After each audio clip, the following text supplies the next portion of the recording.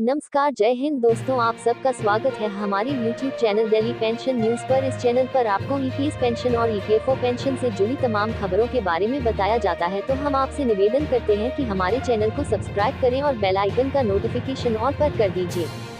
BJP का apps 95 pension योजना पर बयान, 1000 रू अपर्याप्त, मजदूर विरोधी सरकार।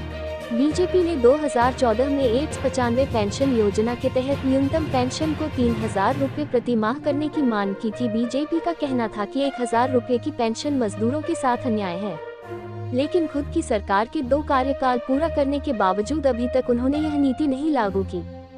बीजेपी का एप्स 95 पेंशन योजना पर बयान, 1000 रू अपर्याप्त, मजदूर विरोधी सरकार। 2014 में की गई मांग आज भी प्रासंगिक।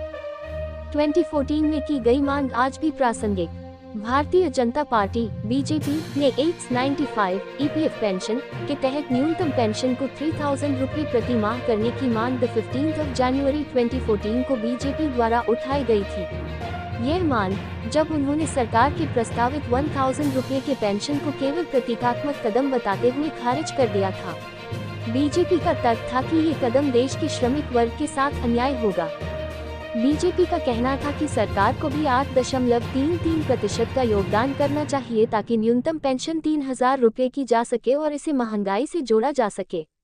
तब बीजेपी ने श्रमिक वर्ग को नौकरी, वेतन, सामाजिक सुरक्षा के रूप में नया सौदा देने का वादा किया था।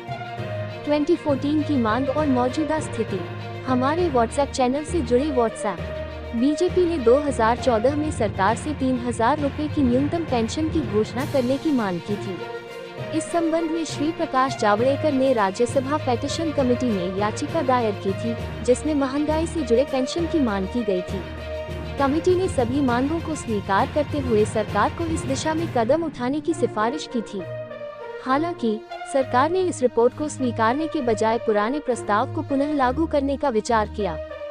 आज 2024 में यह मांग और भी महत्वपूर्ण हो गई है, क्योंकि 50 मिलियन से अधिक श्रमिक हर महीने अपनी मजदूरी का 8.33% प्रोविडेंट फंड में जमा करते हैं, जबकि नियोक्ता भी 8.33% का योगदान करते हैं। सरकार केवल 1.16% का योगदान देती है, जिससे 41 लाख पेंशनर्स में से 30 लाख को 1000 रुपये से कम पेंशन मिलती है।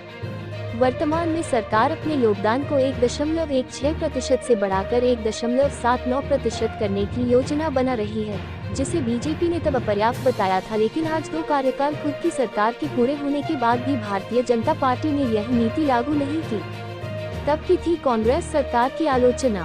प्रेस वार्ता में बीजेपी के नेता प्रकाश जावड़ेकर ने यूपीए सरकार को सबसे अधिक मजदूर विरोधी सरकार बताया था। बीजेपी का कहना था कि वह श्रमिकों के अधिकारों की रक्षा के लिए संघर्ष जारी रखेगी और न्याय की मांग करती रहेगी। लेकिन खुद की सरकार बनते ही बीजेपी ये बात भूल गई।